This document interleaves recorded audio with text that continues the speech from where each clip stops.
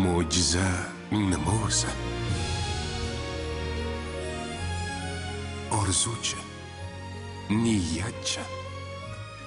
Balki ular bir-biridan farq qilar. Lekin barchasi bitta hisdan tug'ilar. Hali yeta olmaganimiz, ammo yuragimizda allaqachon yashab turgan narsadan. Do'stlar, yangi yilni yaxshi kutib olinglar. Har kimning o'z mo'jizasi bor. Yetkazib berishga ulgurasizmi? Xavotir olmang, ulguraman. Bo'ldi, kutaman, rahmat. Kim uchundir bu uy eshigining ochilishi. Kim uchundir keldim degan so'z. Kim uchundir esa kutilmagan quchoq.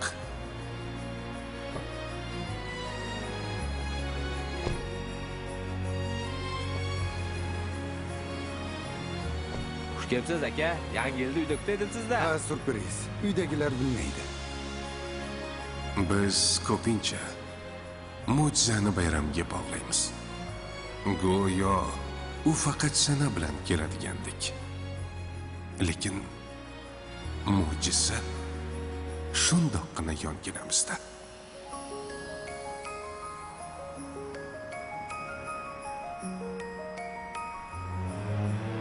Kimdir faqat yaqinlariga shifo so'raydi.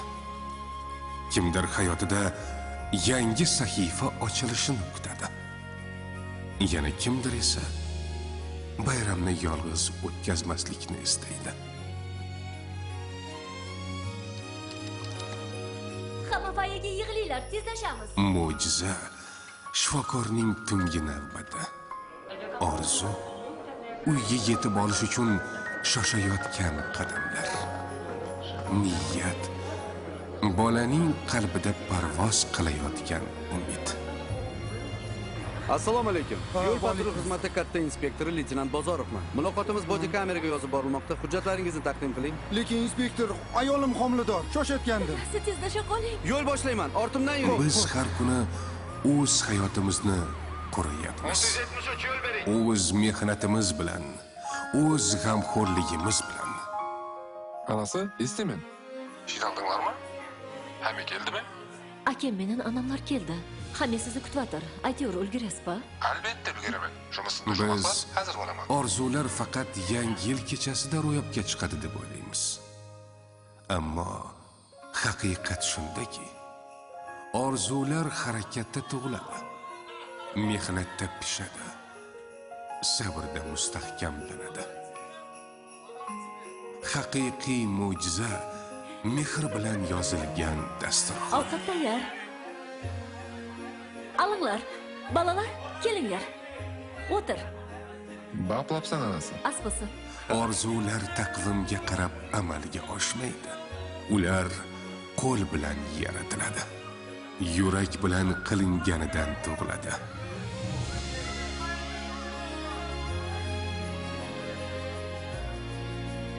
Haqiqiy orzu eshik ortidan eshitilgan tanish qadam tovushi.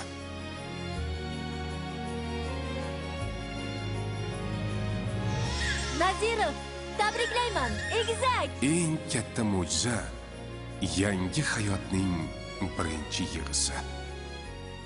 Mo'jiza allaqachon biz bilan. Bu yurtimiz. Bu uyimiz. Bu yaqinlarimiz. Bugun biz shunchaki yangi yilni kutib olmayapmiz. Mo'jiza haqiqatga aylanadigan yangi vaqt ostonasidamiz.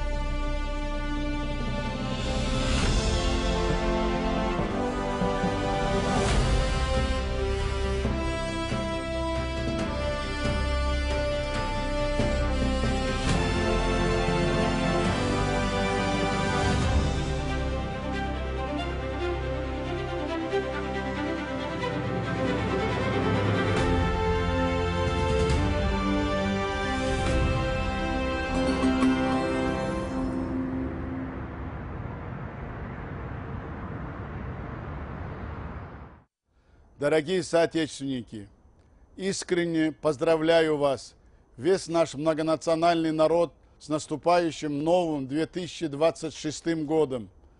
Уходящий год стал годом больших преобразований и достижений в жизни нашего народа, роста нашей уверенности в завтрашнем дне. Несмотря на сложную обстановку в мире, мы достигли всех поставленных перед собой целей и рубежей. Объем валового внутреннего продукта впервые превысил 145 миллиардов долларов. Узбекистан закрепил свое место среди стран со средним доходом. Эффект экономического роста наглядно отражается на улучшении жизни наших людей, доходах семей, облике махаллей, веры нашей молодежи в будущее. В уходящем году в каждой семье, в каждом доме было много светлых, счастливых мгновений. Радость миллионов семей, которые отметили новоселье, повысили свои доходы, наладили и укрепили бизнес, гордятся личными успехами и успехами детей в науке, культуре, спорте и других сферах.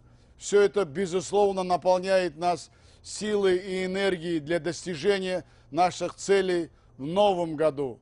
Дорогие сограждане, мы и в новом году мобилизуем новые и новые возможности для обеспечения счастливой, благополучной и здоровой жизни каждой семьи, получения молодежи качественного образования, приобретения профессии будущего и регулярного занятия спортом. Мы объявили Новый год годом развития махалли и всего общества.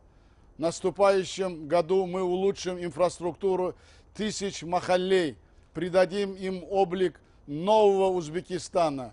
Все отрасли экономики будут переведены на модель технологического и инновационного роста. Будем и дальше работать над повышением доходов и покупательной способности населения. Расширим поддержку нуждающихся в помощи людей, наших уважаемых ветеранов, дорогих женщин, молодежи. Продолжим действенные меры для улучшения экологии, развития зеленой энергетики, рационального использования водных ресурсов. Одним словом, и в новом году все наши реформы и усилия будут направлены на создание самых благоприятных условий для жизни населения и бизнеса. Убежден, что опытные председатели и активисты махаллей, интеллигенция, предприниматели, энергичная молодежь, широкая общественность, каждый соотечественник внесет свой достойный вклад в эту благородную работу. Дорогие соотечественники, в преддверии Нового года каждая семья верит в лучшее. В душе каждого человека пробуждаются светлые надежды.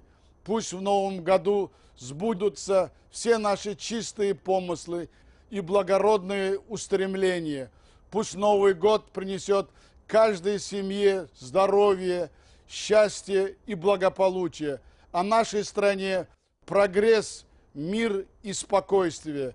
Пусть Всевышний убережет нашу Родину и поддержит нас в стремлении сделать жизнь нашего народа еще лучше. С Новым годом, мои дорогие!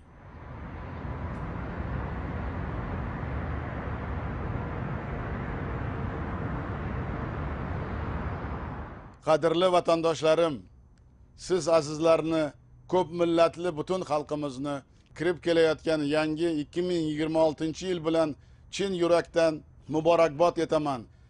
O'tib borayotgan yil xalqimiz hayotida katta o'zgarishlar, ertangi kunga mustahkam ishonch va ulkan natijalar yili bo'ldi. Dunyodagi murakkab vaziyatga qaramasdan biz o'z oldimizga qo'ygan barcha maqsad va marralarga erishdik. O'zbekiston yalpi ichki mahsuloti hajmi ilk bor 145 milliard dollardan oshdi va mamlakatimiz o'rta daromadli davlatlar qatoridagi o'rnini mustahkamladi. Iqtisodiy o'sish samarasi odamlarimiz hayotida, oilalar daromadida, mahallalar qiyofasida, yoshlarimizning kelajakka bo'lgan ishonchida yaqqol namoyon bo'lmoqda. O'tayotgan yilda har bir oila, har bir xonadonda xursandchiliklar, baxtli damlar ko'p bo'ldi.